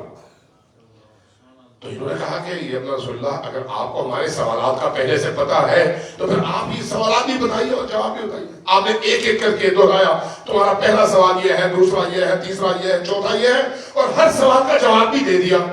سب بڑے خوش ہوئے, کہا یا اپنا رسول اللہ, ہم مطمئن ہو گئے, آپ ہی ہمارے امام ہیں, ہمارا سر آپ کے قدموں پر. فوراً گئے, سامان اتارا, کہا کہ یہ آپ کی امانت, یہ آپ لے لیں. امام خاموش بیٹھے ہوئے. جب سارا سامان اتر گیا تو فرمایا کہ وہ جو بوڑھی خاتون نے امانت بھجوائی ہے وہ کہاں ہے؟ یہ جو اونٹوں پہ اتنا سارا سامان ہے, ایک لفظ نہیں پوچھا کہ نہیں اس کی قیمت کیا ہے, کیا لے کے آئے ہو, کیا لے کے نہیں آئے. کہا وہ جو بوڑھی خاتون نے دیا تھا وہ لے کے آؤ. وہ لے کے آئے, ڈھونڈا, لے کے آئے. وہ لے کے اندر چلے گئے. کچھ دیر بعد جب آپ باہر تشریف آئے تو آپ کے ہاتھ میں ایک پیکٹ تھا. قافلے کے سربراہ کو وہ پیکٹ دی اور کہا کہ جاؤ, جب جاؤ نشابور واپس تو اس خاتون سے ملو اور اس کو میری طرف سے یہ پیکٹ دینا اور اس کو بتانا کہ اس میں دو چیزیں ہیں. ایک میری والدہ کی قمیص ہے, والدہ کی قمیص, اور دوسری اس کے اندر 17 درہم ہے, 17 درہم. اس سے کہنا کہ جس دن تم لوگ پہنچو گے نشابور اور خاتون سے تمہاری ملاقات ہوگی, اس کے 17 دن تک وہ خاتون زندہ رہے گی اور 17ویں دن اس کا انتقال ہو جائے گا. اسے کہنا کہ یہ جو درہم ہے یہ ان ایام میں اپنی زندگی کے لیے خرچ کرے اور جو پیسہ بچے وہ رکھے اور وصیت کر جائے آخری دن. میں نے مدت بتا دیا ہے کہ 17ویں دن تمہارا انتقال ہو جائے گا. وصیت کر دے کہ جو باقی پیسہ بچا ہے اسی سے کفن بنایا جائے, اسی سے اس کے لیے فاتحہ وغیرہ دلوائی جائے, قبر کا اہتمام کیا جائے, باقی جتنے بھی رسومات ہیں ان کا خرچہ اس پیسے سے کیا جائے. یا رسول اللہ یہ قمیص کیا ہے؟ فرمایا کہ یہ میری والدہ کی قمیص ہے. اس سے کہنا کہ وصیت کر جائے کہ جب اس کا انتقال ہو تو کفن کے اوپر اس کو یہ قمیص پہنا دیا جائے تاکہ قبر کی اس ہولناکی میں فشار قبر سے اللہ اس کو محفوظ رکھے گا, فشار قبر سے محفوظ رکھے گا. یہ لوگ اٹھے, پیکٹ لیے, باہر آنے لگے. کاروں کو عرض کیا جی یا رسول اللہ حکم. فرمایا کہ ان سے کہنا کہ وصیت کر جائے کہ جب اس کا جنازہ تیار ہو تو وہاں کا کوئی بھی مقامی شخص اس کا جنازہ نہ پڑھائے. کہا یا رسول اللہ پھر جنازہ کون پڑھائے گا؟ فرمایا کہ میں مدینہ سے خود آؤں گا, جنازہ پڑھاؤں گا. مدینہ سے خود آؤں گا, جنازہ پڑھاؤں گا. آج وہی خاتون جس کا نام ہے ام شتیتا, جب آپ مشہد جاتے ہیں زیارت کے لیے اور نیشابور قدمگاہ کی زیارت کے لیے جاتے ہیں تو شہر کے درمیان میں بہت بڑی چورنگی ہے, اس کے درمیان میں اس خاتون کا مزار ہے اور آج بھی زائرین امام رضا وہاں پر جاتے ہیں زیارت کے لیے. اور ہوا یہی کہ آخری دن جب اس کا انتقال ہوا, ساری وصیتوں پر عمل ہوا, اب سارا شہر چونکہ سب کو پتا چل گیا کہ امام نے اس خاتون کو اتنی اہمیت دی ہے, لہذا سارا شہر اس کے جنازے کے لیے امڑ آیا. بڑے بڑے علماء, اکابر, لیڈرز وغیرہ وغیرہ. اب بڑے بڑے علماء کی خواہش ہے کہ وہ جنازہ پڑھے, پتا چلا نہیں اس کی خواہش یہ تھی اور وصیت یہ تھی کہ میرا جنازہ کوئی نہ پڑھائے. اب لوگ بھی کنفیوز ہیں, پھر کون پڑھائے گا, اب نہیں پتا. اس اسنا میں دیکھا اچانک ایک گھوڑ سوار نمودار ہوا, گھوڑے سے اترا, جنازے کے پیچھے کھڑا ہو گیا اور لوگوں کو اشارہ کیا کہ شروع کرو. خود جنازہ پڑھایا, پڑھانے کے بعد اشارہ کیا کہ اب اس کی تدفین کر دو. گھوڑے پہ تشریف فرما ہوا اور نگاہوں سے اوجھل ہو گیا. عزیزان من, امام موسیٰ پہ جعفر علیہ السلام نے اس خاتون کو یہ ساری اہمیت کیوں دی؟ 4 انڈوں کی وجہ سے, 5 درہم کی وجہ سے نہیں, وہ تو خود ان کو 17 درہم دیے. اصل چیز کیا ہے انسان کے اندر کی نیت.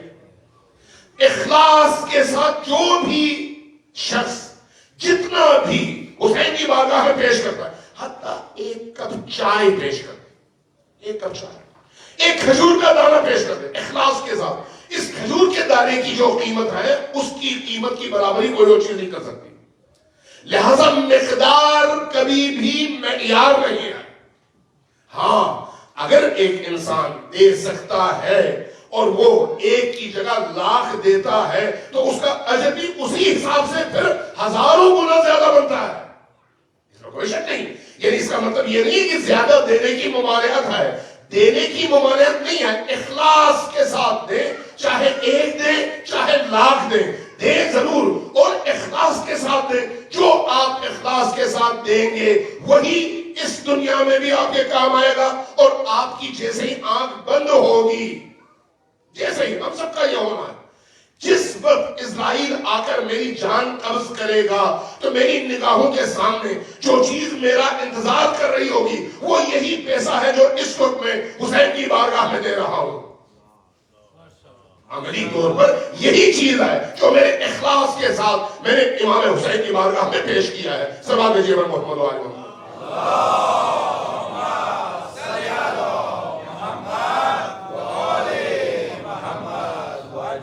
میں ایک روایت پڑھ کے روک دیتا ہوں تاکہ دوست احباب ذرا آپ سے کل کی جگہ آج بھی تھوڑا سا چندہ جمع کر لیں، چونکہ ان کو ضرورتیں ہیں اور یہاں پر جو ان کو قسطیں دینی ہیں وہ کم از کم ہو جائیں.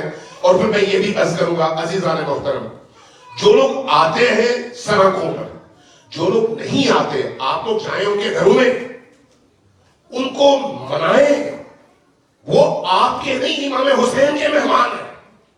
آپ اگر یہاں پر ذمہ دار ہیں تو یہ ذمہ داری آپ کو امام حسین علیہ السلام نے دیا ہے. جب آپ کو انہوں نے یہ ذمہ داری دیا ہے تو آپ پھر اپنی خواہشات چھوڑ دیں، حسین کی خواہش پر عمل کریں. جو بھی حسین سے محبت کرتا ہے اس کو اس مرکز میں لائیں اور ہر طرح سے لانے کی کوشش کریں.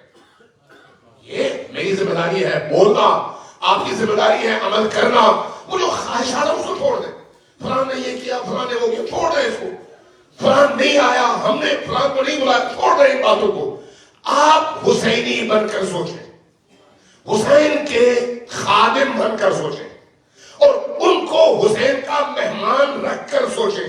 اگر آپ حسین کے خادم ہیں تو پھر حسین کے مہمانوں کا احترام آپ پر فرض ہے، مجھ پر فرض ہے، چاہے وہ کوئی بھی ہے. آیا سڑکوں پر، نہیں آیا تو میں گھر جا کے ان کو راضی کر کے لے کے آؤں تاکہ آپ کی وہ جو وحدت اور اتحاد کی قوت ہے اس میں اضافہ ہو. جتنا آپ یہاں پر متحد ہوں گے، مجھے بعض دوستوں نے بتایا، مجھے بڑی خوشی ہوئی کہ اگر کہیں پر کوئی شخص وفات پا جائے، کوئی مشکل ہو جائے تو ساری قوم، ساری کمیونٹی اکٹھی ہو جاتی ہے. بہت اچھی بات ہے، یہ تو اللہ کی بہت بڑی رحمت ہے، بہت بڑی رحمت ہے. اللہ کا شکر ادا کرنا چاہیے اور 2 رکعت نماز پڑھ کے اس کی بارگاہ میں اس دی ہوئی نعمت پر شکرانہ ادا کرنا چاہیے. لیکن یہ عجیب ہے کہ ایک دوسرے کی موت پر تو جائیں اور اکٹھے ہو جائیں لیکن امام حسین کے نام پر اکٹھے نہ ہو. یہ عجیب ہے، یہ پھر امام حسین کے ساتھ زیادتی ہے. اپنی موت اور اپنی بیماری اور اپنی مشکل میں اکٹھے ہو جائیں لیکن امام حسین کے نام پر اکٹھا ہونے سے کوئی چیز ہمیں روکے تو دیکھ لیں کہ وہ چیز کیا ہے. وہ یقیناً ابلیس کی خواہش ہے. اس خواہش کو دور کریں، چاہے باہر کے لوگ چاہے اندر کے لوگ. نتیجتاً آپ ایک قوم بنیں گے. جب آپ ایک قوم بن کر یہاں پر متحد ہوں گے تو پاکستان میں آپ کے رہنے والے عزیز اقارب بھی آپس میں متحد ہوں گے. اور جب آپ متحد ہوں گے تو کوئی آپ کو کہیں پر بھی شکست نہیں دے سکتا. یہ یاد رکھیں، یہ یاد رکھیں. میں ایک روایت عرض کر دیتا ہوں. امام حسن مجتبیٰ علیہ السلام مسجد الحرام میں موجود تھے. مسجد الحرام یعنی اللہ کا گھر، کعبۃ اللہ. کیوں موجود تھے؟ اعتکاف میں بیٹھے ہوئے تھے. اعتکاف بیٹھے ہوئے. ایک شخص آیا، عرض کیا یا رسول اللہ میری یہ پریشانی ہے اور مجھے اتنی رقم چاہیے، میری مدد فرمائیں. امام حسن مجتبیٰ نے پلٹ کر کہا کہ اس وقت میرے پاس ایسی کوئی رقم نہیں ہے، اس لیے میں معذرت خواہ ہوں. اگر میرے پاس ہوتا تو میں ضرور دیتا. ظاہر امام ہے، سچے ہیں، اس لیے اس نے فوراً قبول کر لیا. کہا یا رسول اللہ ٹھیک ہے، سلام کو آپ کے پاس نہیں ہے. ہوتا تو ظاہر ہے آپ سے بڑھ کر سخی کون ہے. پھر کہا یا رسول اللہ فلان شخص کے پاس پیسہ ہے، اگر آپ اس سے کہیں تو وہ مجھے دے سکتا ہے. کہا کہ ٹھیک ہے میں اس سے کہتا ہوں چلو میرے ساتھ. اعتکاف میں بیٹھے ہوئے, مسجد الحرام میں بیٹھے ہوئے, اٹھے اور چل پڑے. ابن مسعود بیٹھے ہوئے تھے مسجد میں, عبداللہ ابن مسعود رسول اللہ کے گراں قدر صحابیوں میں سے. انہوں نے جب دیکھا کہ امام حسن مجتبی اعتکاف چھوڑ کر نکل رہے ہیں, فوراً کہا یا رسول اللہ آپ اعتکاف میں بیٹھے ہوئے, اعتکاف چھوڑ کر نکل رہے, اس کی مدد کے لیے. وہاں پر انہوں نے ایک جملہ کہا, وہ جملہ میں آپ کو سناتا ہوں. فرمایا کہ دیکھو رسول اللہ سے میں نے یہ حدیث سنی ہے. رسول اللہ سے حدیث کیا ہے؟ سب آپ نے محمد وآل محمد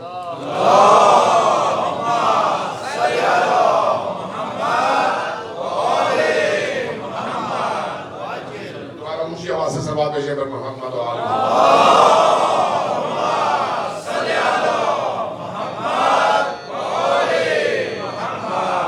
فرمایا کہ رسول خدا نے یہ فرمایا ہے کہ جب کوئی مومن حاجت مند ہو, اس کو ضرورت ہو, تو اس موقع پر من سعی, جس نے کوشش کی, یعنی کہ دی نہیں, اگر من سعی فی حاجت اخیہ المؤمن, جس شخص نے اپنے کسی مؤمن بھائی کی ضرورت پوری کرنے کے لیے کوشش کی, نہیں کہ دی, نہیں تھا اس کے بعد نہیں دیا, لیکن اس نے کوشش کی. اگر اس نے کوشش کی, یہ رسول اللہ نے فرمایا, اور امام حسن مجتبی یہ بیان کر رہے ہیں ابن مسعود سے, فرمایا من سعی فی حاجت اخیہ المؤمن فکأنما, اس نے صرف اگر کوشش کی نا, اس کوشش کے نتیجے میں یہ شخص اس مقام پر ہوتا ہے, فکأنما, گویا اس نے عبد اللہ, اللہ کی عبادت کی, 9,000 سنہ, 9,000 سال اللہ کی بارگاہ میں عبادت کی ہے. ذرا سوچیں, کسی مومن کی حاجت پوری کرنے کے لیے قدم اٹھایا ہے تو گویا اس نے 9,000 سال عبادت کیا ہے. امام حسن مجتبی فرماتے ہیں صائما نہارہ وقائما لیلہ, اس نے کیسی عبادت کی ہے 9,000 سال, 9,000 سال تک دن میں اس نے روزے رکھے اور راتوں میں اس نے قیام کر کے نمازیں پڑھ کر رات گزاری ہے. 9,000 سال اس طرح سے گزارے تو اس سے زیادہ ثواب اس چیز کا ہے کہ کسی مومن کی حاجت پوری کرنے کے لیے وہ کوشش کرے اور قدم اٹھائے. یہ رسول کریم نے فرمایا اور امام حسن نے عمل کیا. آپ اس وقت کس کی حاجت پوری کر رہے ہیں؟ ایک مرکز کی. مرکز آپ میں سے کسی کے ذات کی ملکیت ہے نہیں, کس کی ہے؟ امام حسین کی. اب اگر کوئی شخص امام حسین کے گھر کی ضرورت پوری کرنا چاہے تو وہ 9,000 نہیں, اس کو پھر کئی 9,000 سے ملٹیپلائی کریں. آپ تصور کریں کہ بارگاہ اہل البیت میں کیا مقام بنتا ہے, کیا مقام بنتا ہے. اس لیے جب بارگاہ کی بات ہو, مرکز کی بات ہو, منفعت عامہ کی بات ہو, لوگوں کے دین کی ضرورتوں کو پورا کرنے والے مرکز کی بات ہو, تو اس کا مطلب یہ ہے کہ وہ امام حسین کا ہے, اور امام حسین کی مدد گویا دنیا میں سب سے بڑی عبادت ہے, سب سے بڑی عبادت. اس لیے میں عرض کروں گا کہ دوستوں سے کہ وہ اٹھیں اور اس مرکز کے قرضے کو دور کرنے کے لیے آج بھی ہمارے عزیزوں, دوستوں اور ان امام حسین کے زائرین اور مہمانوں سے چندہ جمع کریں تاکہ آپ زیادہ سے زیادہ اس مرکز کا قرضہ اتار سکیں. اور اس کے بعد دوسرا کام یقینی طور پر یہ کریں, بھولے نہیں کہ جتنے لوگ باہر ہیں ان کے گھروں میں جائیں, ان کو لائیں اور جوڑیں آپس میں. سب آپ نے محمد وآل محمد.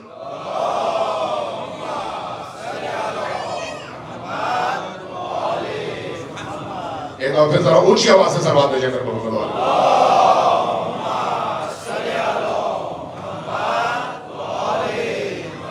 پچھلے دنوں ہم میلبورن میں پرٹیٹم سینٹر میں اسی طرح سے ایک تقریب تھی اور اس میں ظاہر ان کا بھی اسی طرح کا مسئلہ تھا. تو وہیں پر بیٹھے بیٹھے تقریباً آدھے گھنٹے کے اندر خواتین نے بھی اور مردوں نے بھی اپنا حصہ ڈالا. آدھے گھنٹے کے اندر $2 لاکھ جمع ہو گیا, صرف آدھے گھنٹے کے اندر. اور بالعموم لوگوں نے $10,000 سے شروع کیا.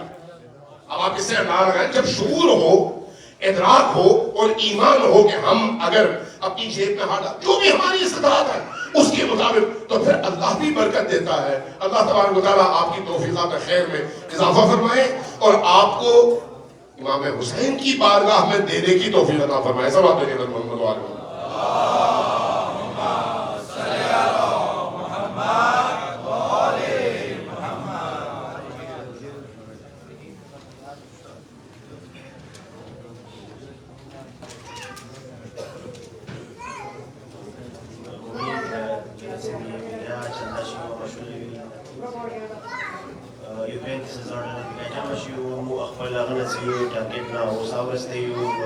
مهرباني وکړئ نن د رسم شپه دی، سپیشل مدار وکړو زموږ خپل ټارګېټ ته ورسېږو او د موږ باندې چې کوم لون اماونټ دی دا رقم جزاک الله خیر. منیر 1000 ډالر وچول ربا ته خپل دربو کې قبول مقبول وګرځولې کی.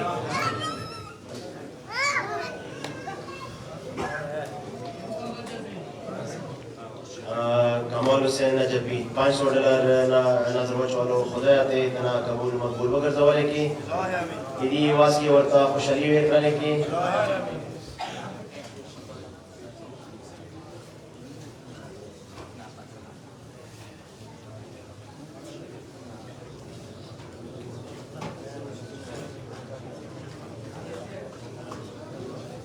अच्छा, जो मोमिनीन पश्तो नहीं समझते हैं, हम उनसे भी रिक्वेस्ट करते हैं कि काइंडली हमारी मदद कर लें, क्योंकि जो लोन अमाउंट है वो काफ़ी ज़्यादा है हमारे ऊपर और इस कौम का बहुत ज़्यादा पैसे खर्च हो रहे हैं इंटरेस्ट के मद में।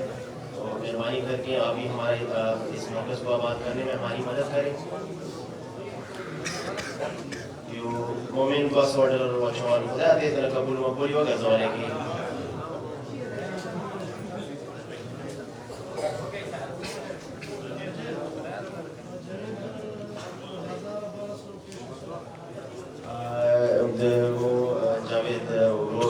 हमेशा डोनेशन की बड़ा प्राइस आ गई 1200 डॉलर रबा थे इतना कबूली के दी कारोबार की ओर इजाफा हुआ की हलाल दौलत ज़ियाद की.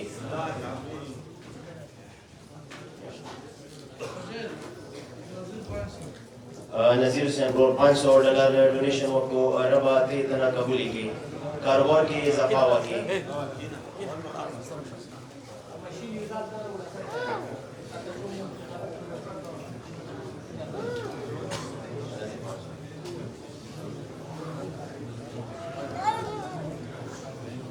और नूर कोम बेगा वाली नामे लिखली थी आगे के ज़्यादातर पैसे पर अगली थी उनसे चौवाल नदी रगली मेहरबानी वो कोई आगाज दे मगर वस्ता हुई तो उसने खुदाई कबूल का.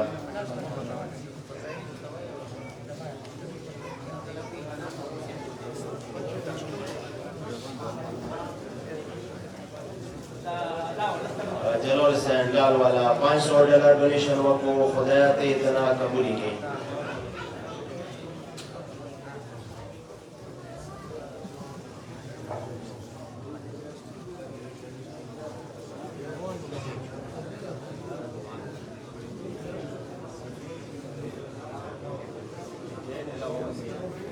Makai kon number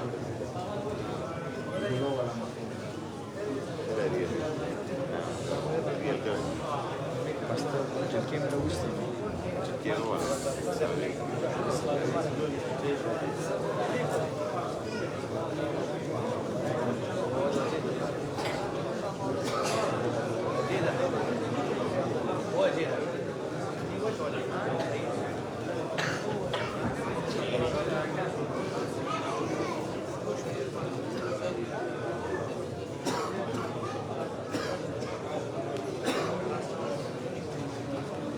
Chura Malguru so donation already work for your was that both money पैसे हुई इधर हक गौरव बहाक बहुत है खुदाया ते वो बाकी.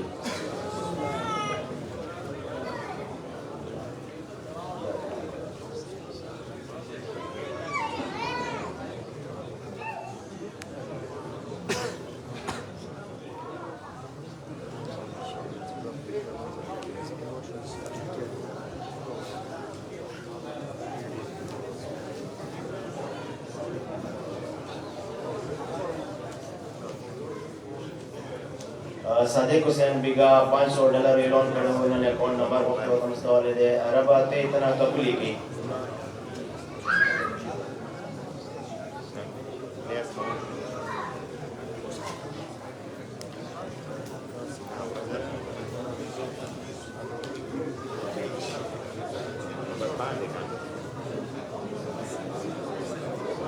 اور زین بیگا $500 اعلان کرے وہ عرب آتے اتنا قبولی کی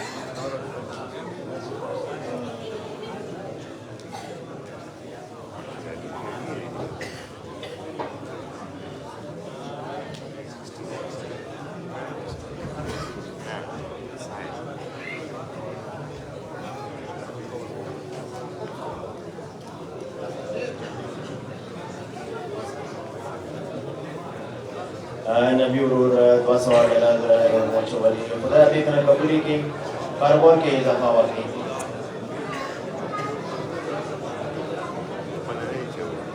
جن جن عزیزوں نے ابھی اپنا حصہ دیا ہے اور ڈالا ہے ان سب کے تمام مرحومین کے اثار ثواب کے لیے مل کر اونچی آواز سے صلوات پیش کرنے والے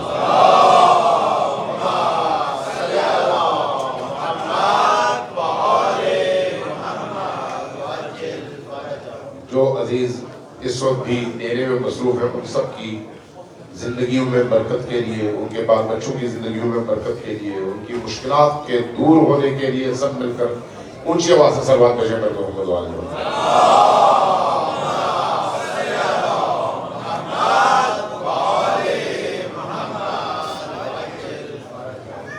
کچھ عزیزوں نے آج رات آپ سب سے دعا کی درخواست کیا ہے اپنی مشکلات کا ذکر کر کے کہ ان کو مشکلات سے نجات چاہیے آج رات شہادت کی رات ہے عاشور کی رات ہے اور خصوصاً حضرت علی اصغر علیہ السلام کی رات ہے جو باب الحوائج ہے تو اس لیے سب مل کر ان تمام حاجت مندوں کی حاجات کی برابری کے لیے حضرت علی اصغر کو یاد کرتے ہوئے ان کے طفیل ان کے صدقے میں اللہ سے دعا کرتے ہیں کہ اللہ ان تمام حاجت مندوں کی حاجات کو قبول فرمائے ان کی مشکلات کو دور فرمائے ان کی زندگی کی جو تلخیاں ہیں ان کو شیرینی اور مٹھاس میں تبدیل فرمائے ان کی زندگی کی یہاں کی جو مشکلات ہیں ان مشکلات کو دور فرمائے ان کے بچوں سے ان کی ملاقاتوں کی توفیق عطا فرمائے اور ان کے گھر میں جو پریشانیاں ان تمام پریشانیوں کو دور فرمائے اونچی آواز سے سب مل کر صلوات پیش کر محمد والے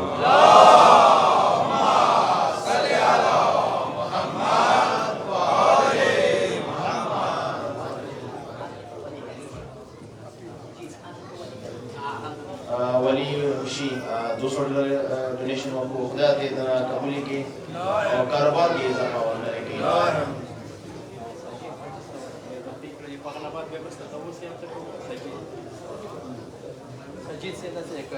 ساجد حسین $500 ڈونیشن کو عرب کاروبار دے کاروبار کی ہوتا ہے اضافہ کرنے کی حلال رزق کی اضافہ کرنے کی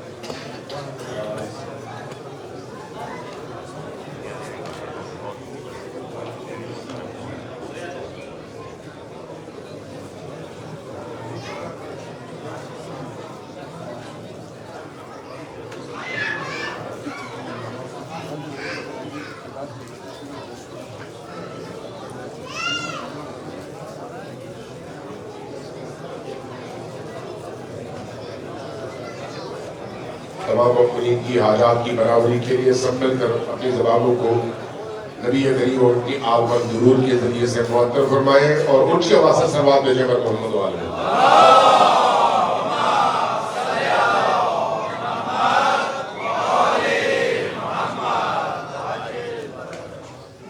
تمام اہل خیر خیر حضرات جنہوں نے اب تک مدد کی ہے ان سب کی حاجات کی قبولیت کے لیے مل کر اونچی آواز سے صلوات بھیجیں محمد علیہ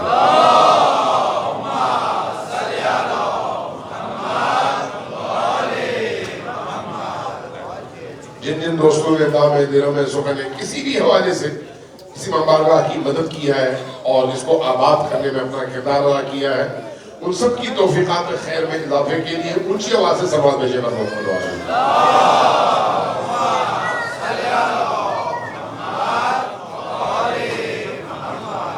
جن عزیزوں نے اس امام بارگاہ کو خریدنے میں آباد کرنے میں اپنا کردار ادا کیا اور اس وقت آپ کے درمیان نہیں ہے ان کی توفیقات میں اضافے کے لیے اور ان کے تمام مرحومین کے احسان ثواب کے لیے مل کر اونچی آواز سے صلوات بھیجیں محمد علیہ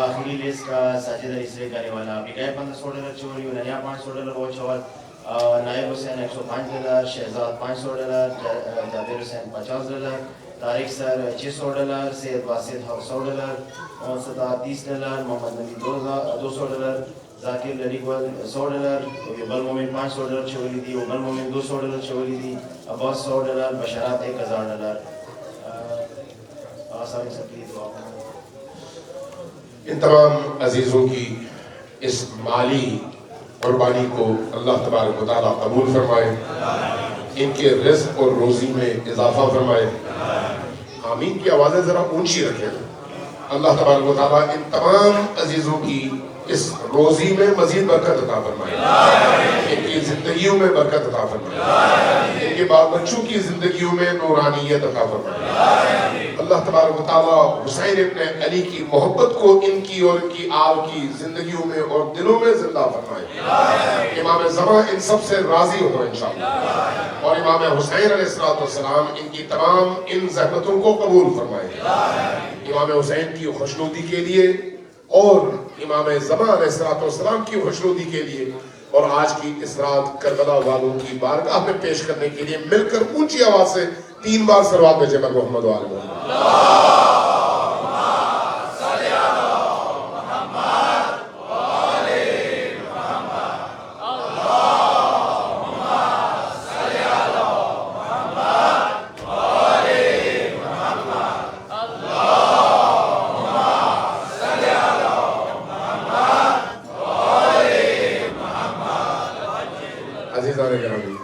میں صرف ایک واقعہ عرض کر دوں تاکہ ذہن دوبارہ اس کی طرف آ جائے اس کے بعد چند جملے مسائل کے اور پھر آپ کی ذہن مدد کریں یہ یاد رکھیے کہ ہمارے دل جتنے زندہ ہوں گے ہم سب کے مجھ سمیت آپ سمیت سب اتنا ہم پر اللہ کی برکتیں نازل ہوں گی اور دلوں کی زندگی اخلاص میں ہے دل تب زندہ ہوتے ہیں جب انسان کی نیت پاک نیت اگر خالص ہو تو انسان کا چھوٹے سے چھوٹا عمل بھی قبول ہے اور اگر نیت خالص نہ ہو تو پھر کچھ نہیں ہے سب کچھ برباد سب کچھ برباد امام خمینی کے بہت چاہنے والے بہت بڑے خطیب تھے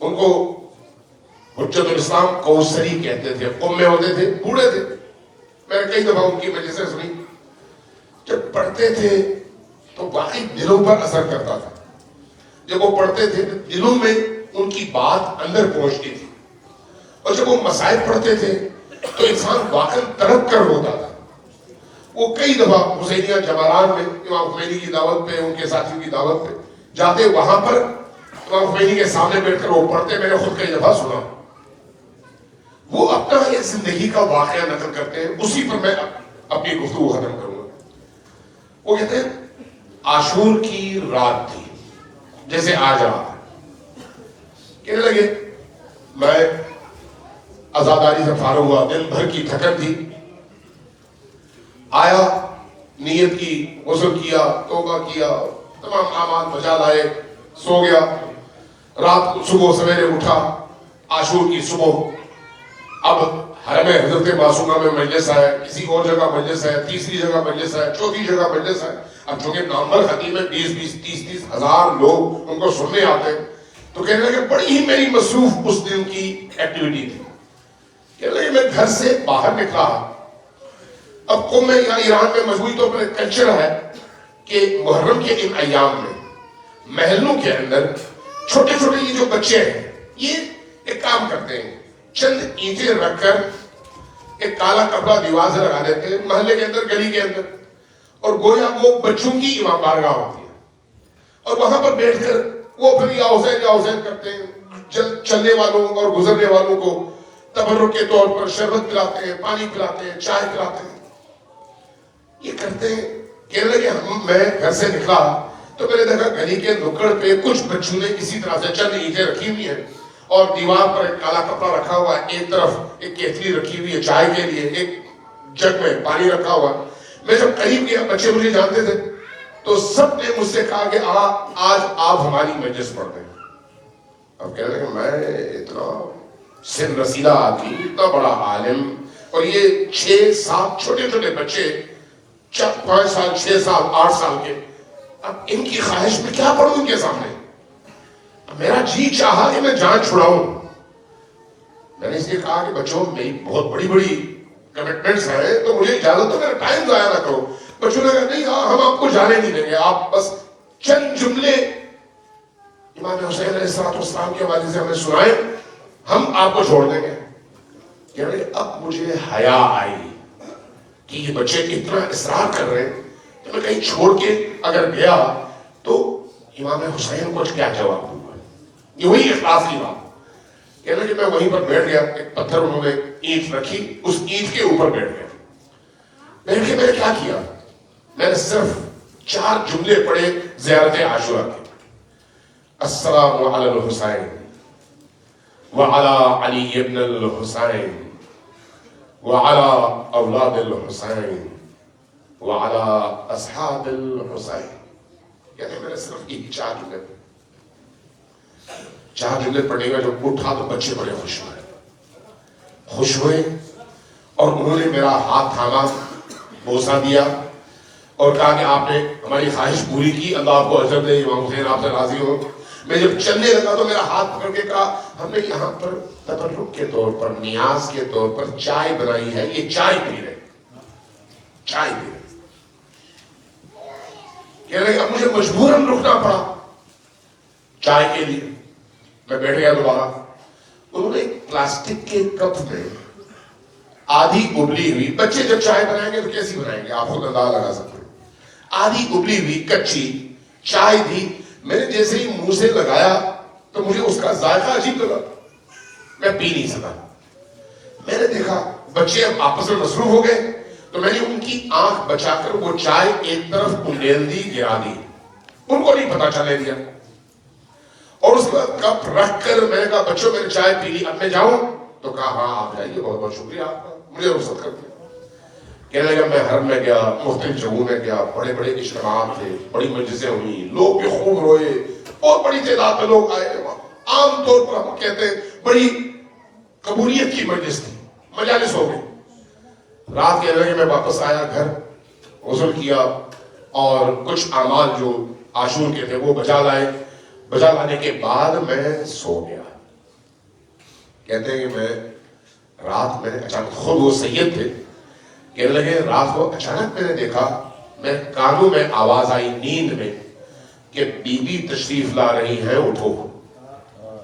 میں نے جیسے ہی یہ سنا نیند میں, ابھی میں خواب میں ہوں, میں نے آنکھیں کھولی خواب ہی میں نے دیکھا بی بی تشریف لائی ہے. میں فوراً اٹھا, آپ کے قدموں میں گرا, خواب ہی میں قدموں میں گرا. میں نے سلام کیا, بی بی نے میرے سلام کا جواب دیا اور فرمایا کہ کوثری بیٹا, آج تم نے جتنی بھی مجلسیں پڑھی ہیں ان میں سے کوئی بھی مجلس ہماری بارگاہ میں قبول نہیں ہوئی. کہتے ہیں جیسے ہی میں نے سنا میں تڑپ اٹھا. میں نے کہا بی بی کوئی مجلس قبول نہیں ہوئی, لوگ اتنا کریا کر رہے تھے, اتنا رو رہے تھے, آپ کے بیٹے پر رو رہے تھے, اتنی بڑی تعداد میں لوگ رو رہے تھے.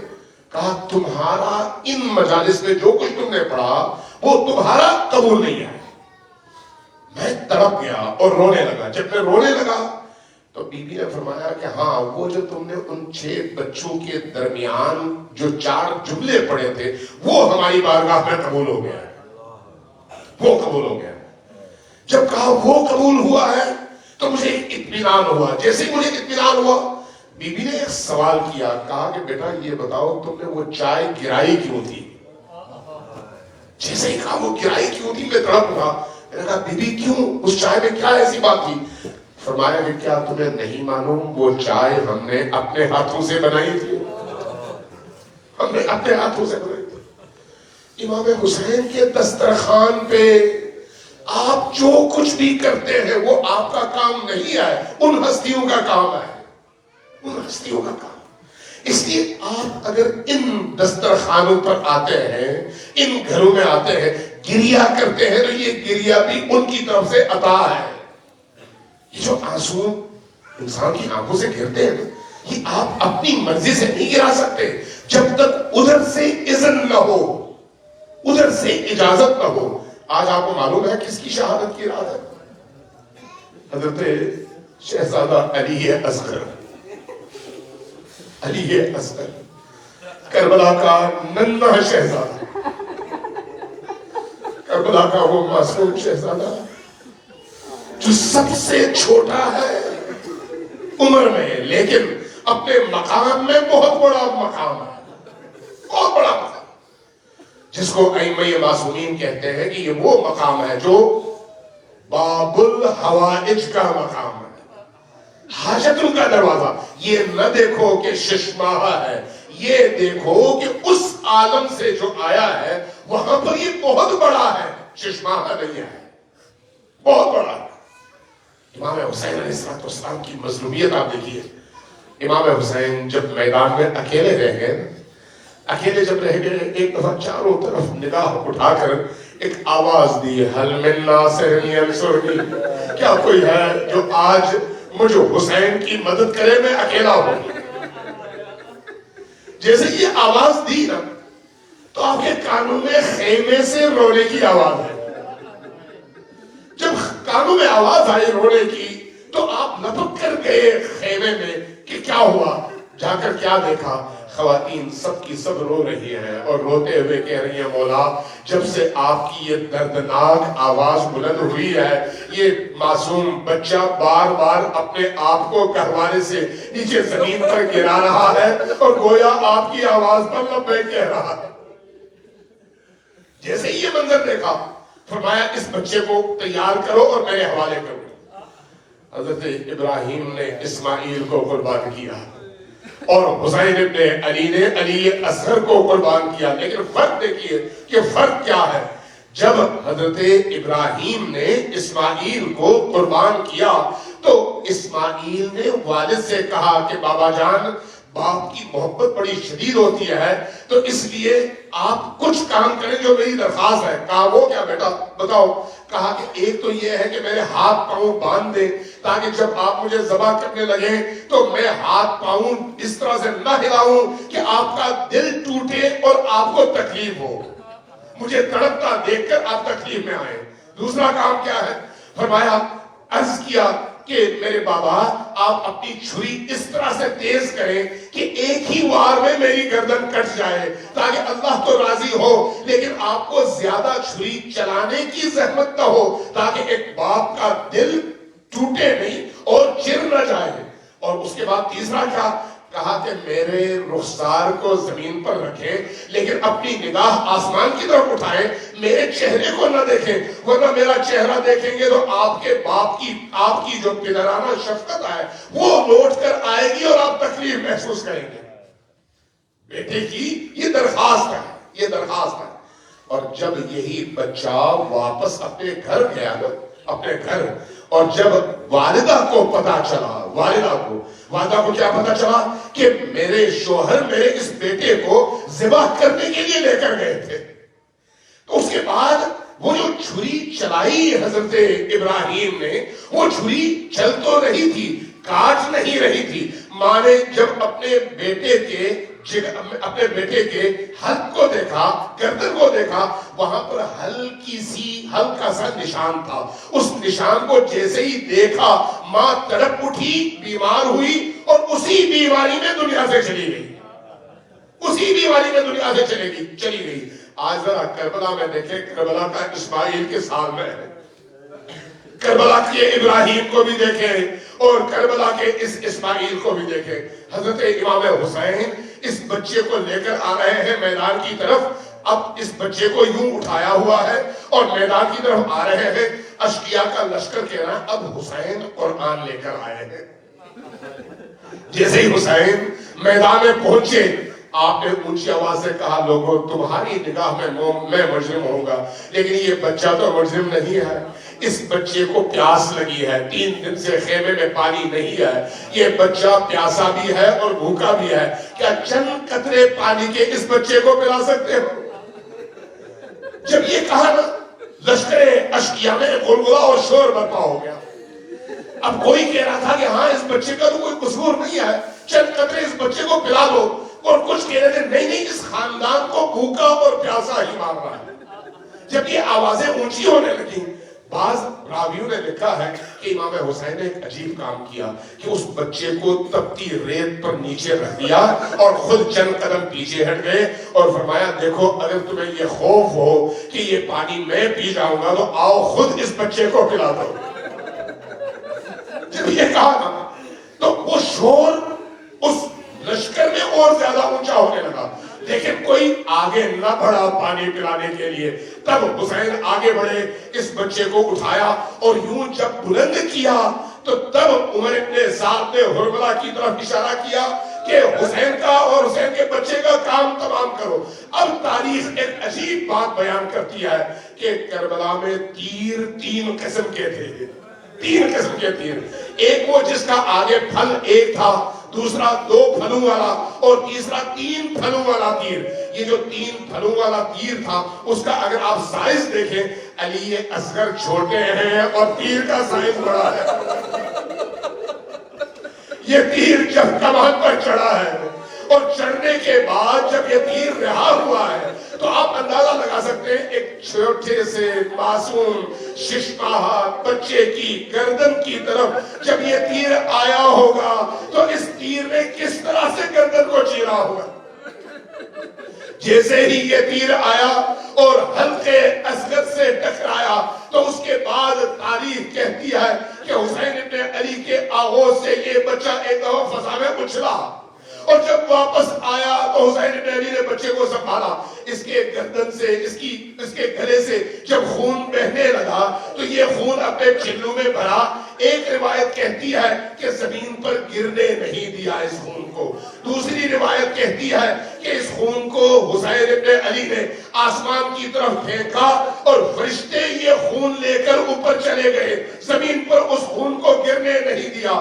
اب اس بچے کی حالت کیا ہے؟ تاریخ کہتی ہے کہ اس بچے کی حالت اس مچھلی کی سی تھی جس کو پانی سے نکال کر خشکی میں پھینک دیا گیا ہو. مچھلی کو جب پانی سے نکال کر خشکی میں پھینکا جاتا ہے تو جیسے ہی وہ پانی سے نکل آتی ہے ایک دفعہ اچھلتی ہے, اچھل کے گرتی ہے, پھر اچھلتی ہے, پھر گرتی ہے. جب بدن بے جان ہونا اس کے بعد ایک وقت آتا ہے کہ اب بدن کو وہ مچھلی ہلا نہیں سکتی لیکن آہستہ آہستہ اس کا منہ کبھی کھلتا ہے اور کبھی بند ہوتا ہے.